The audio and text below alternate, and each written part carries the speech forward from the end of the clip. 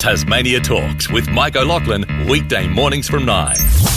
And it's always a pleasure to have a chat to our resident, if you will, our economist, Mr. Saul Eslake. Saul, good morning to you.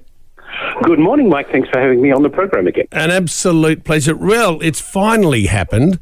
The bells and whistles have all stopped. We can now read the result of... And what's your overall thoughts, shall we say, for the entire country? Then we'll delve into a little bit of Tasmanian.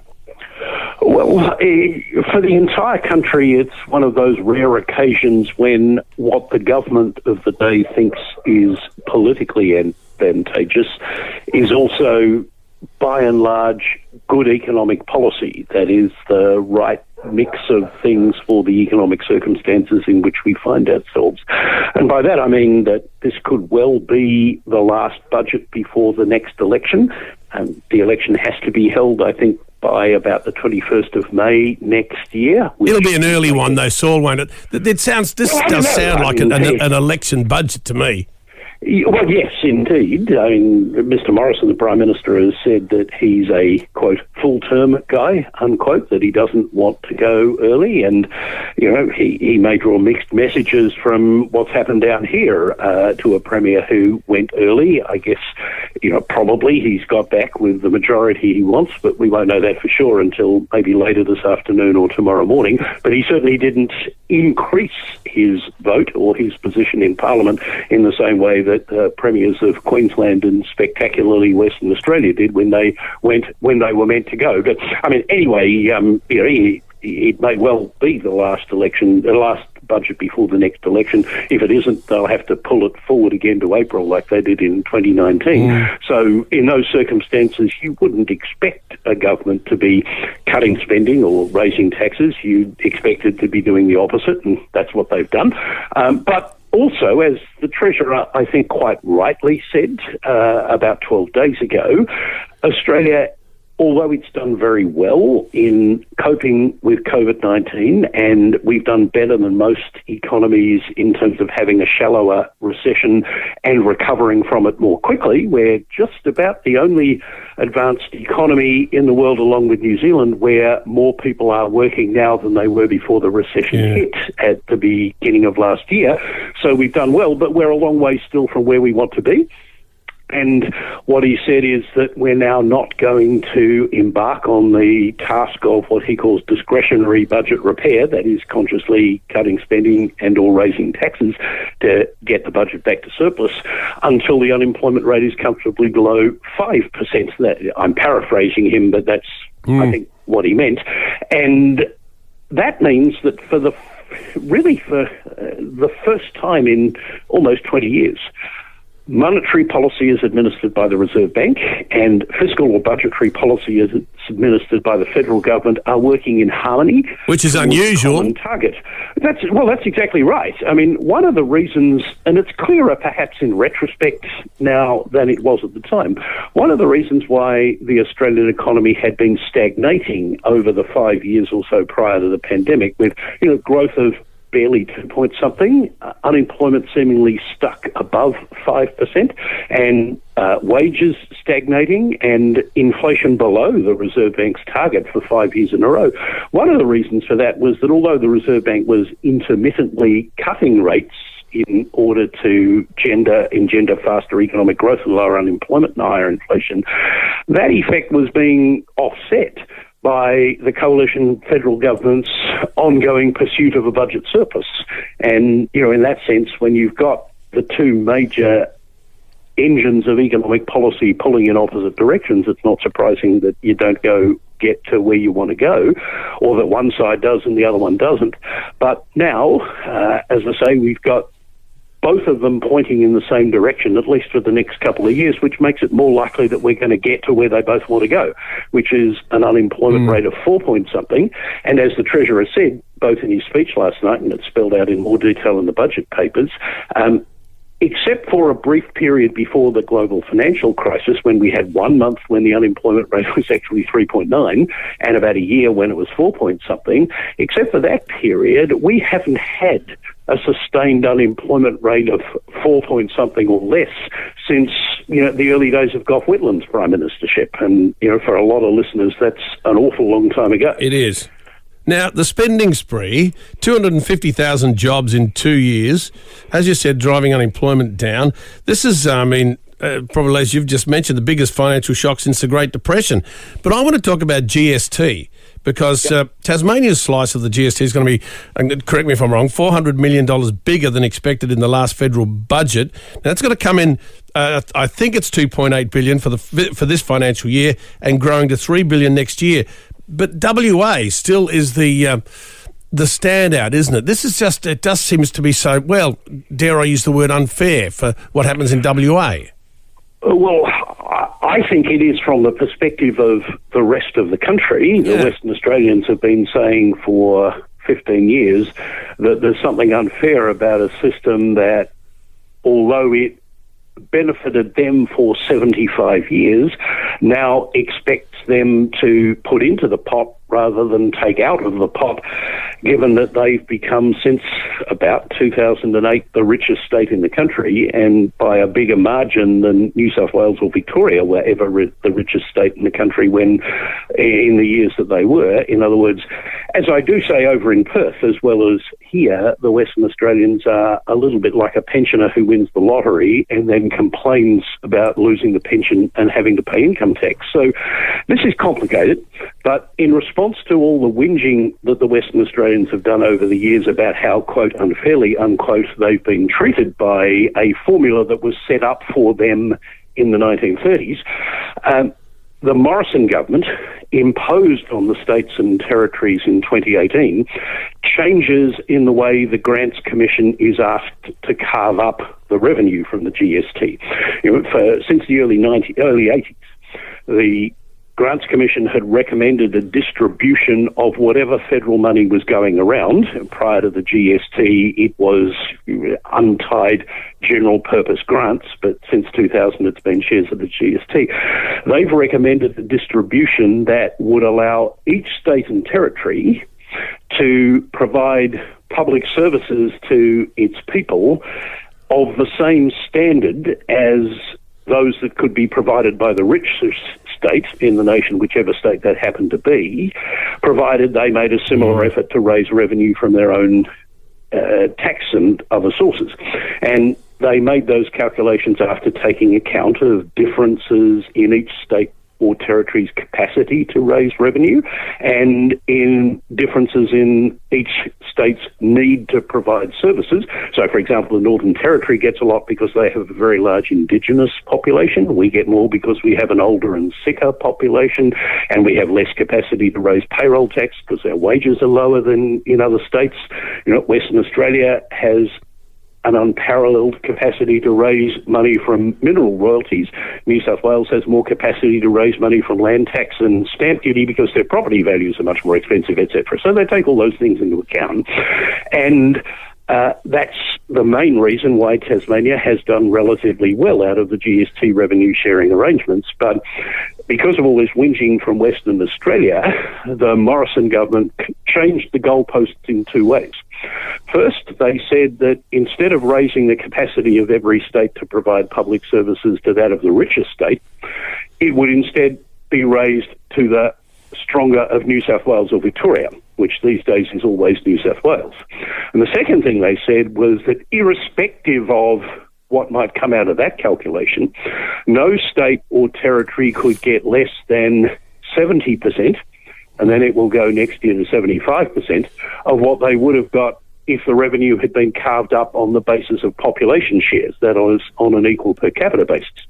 Now, what that means in practice is that when iron ore prices are very high, as they are at the moment, and Western Australia finds itself swimming in iron ore royalty revenue, the Grants Commission isn't allowed to take full account of that in determining how much Western Australia gets, and because it's a zero-sum game, how much each other states and territories get. And so Western Australia is, over the next 5 years, going to get a progressively bigger share of the GST pie than it should, and they'll be running a surplus. Well, that's the crazy thing. Which is the only place in basically the world will have a surplus, and it's WA. Well, They're certainly the only place in Australia that's running a budget surplus now and for the foreseeable future. And while I can't claim to look at every government in the world's finances, I suspect that there aren't many in the world who are running budget surpluses now.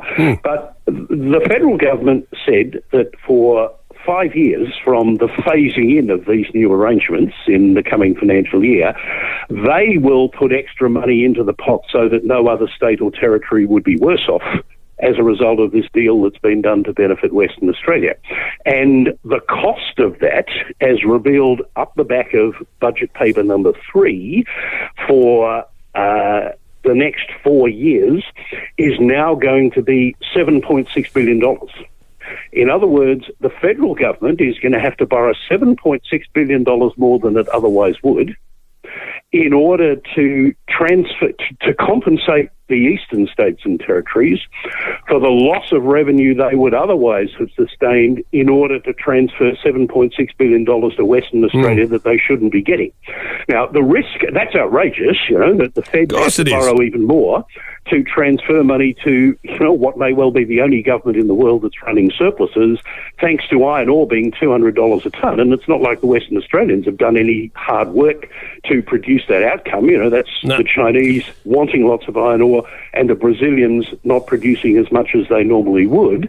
And it's not even as if the Western Australians put up much of the capital to develop the mines out of which all that iron ore comes. That was mostly either foreign investors or eastern states investors, who put their money into companies like BHP and Rio. I mean, yes, Fortescue is a native Western Australian company and they've done some, but most of it, the capital, and indeed a lot of the workers actually come from the eastern states as well. But they think they've earned this money through their hard work, and they've, partly because they've been so well represented in the federal cabinet over the last 10 years, they've managed to get their way. But the big risk, Mike, for Tasmania is that this guarantee that the federal government has given that no other state or territory will be worse off expires in 2026-27. And if the iron ore price is still somewhere north of 70 to 75 US dollars a tonne, which it could well be. The budget's assuming it'll go down to $55 a tonne by March next year, but they've been wrong about that for a while, and it's at least as likely that it will still be upwards of $75 a tonne in 5 years' time. Then the Fed's guarantee expires and the states are going to have to wear this themselves. And of course, because Tasmania gets almost twice as big a share of the GST revenue as its population share, we and the Northern Territory are going to be the biggest losers from this. Unless the deal is changed, which I don't think it will, because, there are 15 House of Representatives seats in WA. The Coalition holds 12 of them. If they lost 4 of them, they'd be in trouble. They already hold 2 seats in Tasmania. Their chances of that, maybe they think they can win Lions, but Clark and Franklin haven't sent a coalition member to Canberra since 1990, so the political maths is obvious. So we ought to, I think, Mr. Gutwein, once he gets his feet under the desk again, ought to be squealing like a stuck pig to Canberra about this. And more seriously, I think we ought to be thinking about how to reform our own state tax system so that if this does happen in 5 years' time, we're better placed to cope with it, and we don't have to slash spending on health and education and police and all the other things that the state government does for us. Saul, you and I both know that short-term politics, it's they won't be looking 5 years ahead. I want to move on to the 2021 budget, including that $17.7 billion package to overhaul aged care. That's important to Tassie. I mean, we've got $13.2 billion extra for the NDIS. I believe there's even a $2.3 billion package to tackle mental health and suicide prevention. So there's been a good splash for for aged care and health, pretty much in this budget. Yes, there has. And as you say, that's important for Tasmania because we have an above-average share of senior citizens. We have an above-average share of people who are living with disability. And sad to say, we have, with the exception of the Northern Territory, one of the highest rates of suicide in the country, especially among our young men. So the increased spending on these 3 areas is particularly important for Tasmania.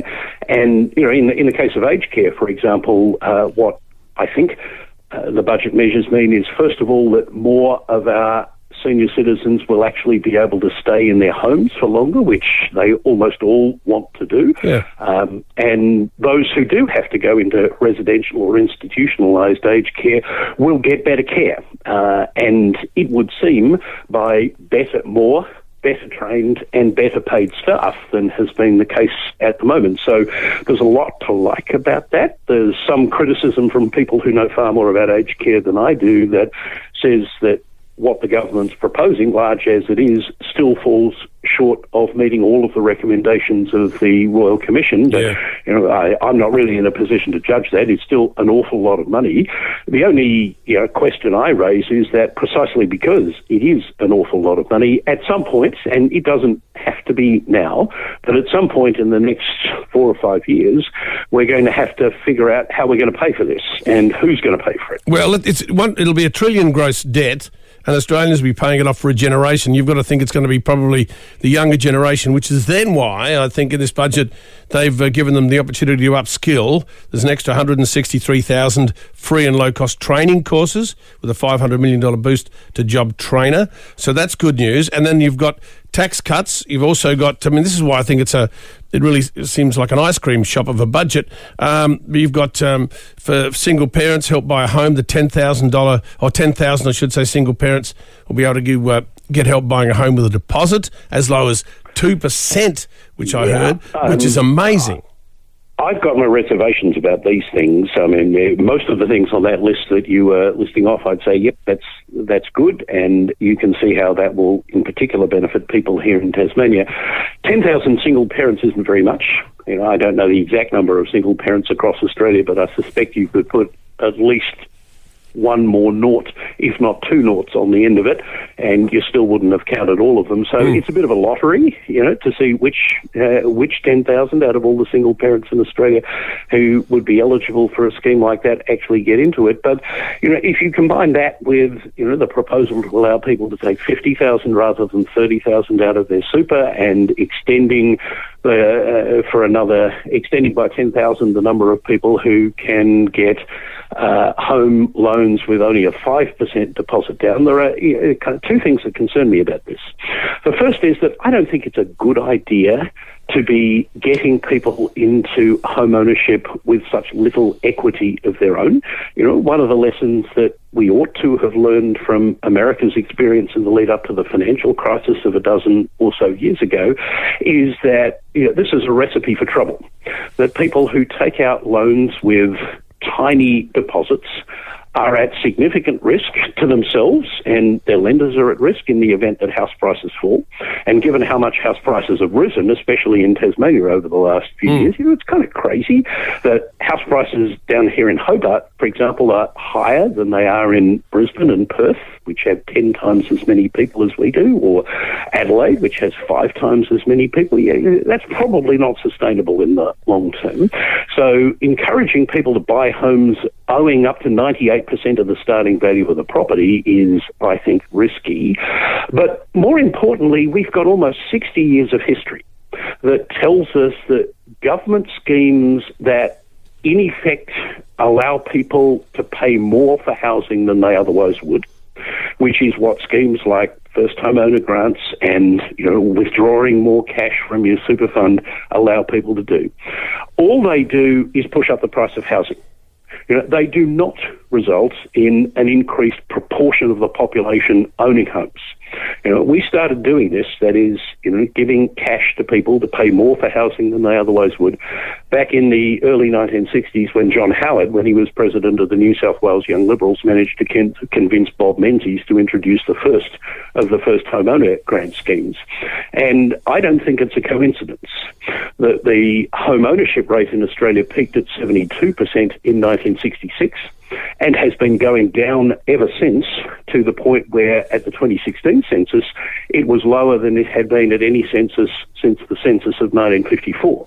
And my guess is that when the census that we're all going to participate in August, in 3 months' time, the results of that come out sometime next year, the home ownership rate will have gone down even further. And that's because in the last 50 years, we've moved away from what we did in the 20-25 years after World War II, which was seek to encourage increases in the supply of housing rather than inflating the demand for it. Ever since then, we've come to rely almost exclusively on policies that inflate the demand for housing, whilst not only doing not very much to boost the supply of it, but at the local government level actually making it even more difficult and expensive to increase the supply of housing. So although these are small schemes and their impact will only be at the margin, their impact at the margin will actually be to push house prices up and probably to push home ownership rates down. And the reason that governments keep doing things that so obviously fail to achieve their stated objectives is because the real objectives aren't their stated ones.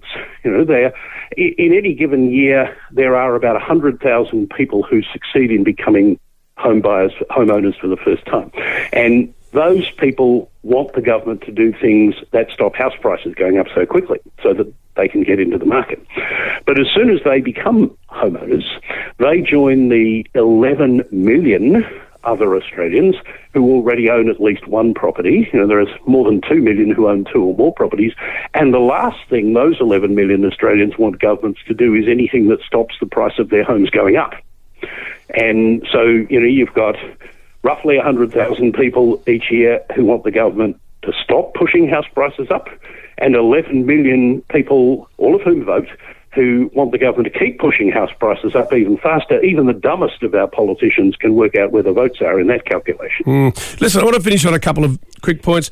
Tax breaks continuing, $1,080 for workers earning up to $126,000, and also childcare subsidy of up to 95% for low and middle income families. I mean, a couple of, I think there are a couple of good points, and that will help. Well, the first one of those is what the bureaucrats in Canberra call the Lamington, low and middle income tax offset. They call it the Lamington. That was something that was introduced as part of the government's first tax cuts in 2019 to get around the objection that was otherwise made that the rest of the government's program of tax cuts would disproportionately benefit higher income earners, which is hard to avoid doing because, you know, higher income earners pay most of the income tax. So it's actually hard to cut tax rates without higher income earners deriving most of the benefit from it, and this was a way of getting around it. If the government hadn't extended the Lamington for another 12 months, then quite a lot of people in the range you describe would be paying about $20 a week or over $1,000 a year more in tax, and that's probably not a good idea to have that happening in the year before you ask them to vote for you. Yeah. But it's a short-term fix. It's not reform. It's a short-term fix, and my guess is that when the government turns its mind to the task of budget repair after the next election, the Lamington will be taken off the table.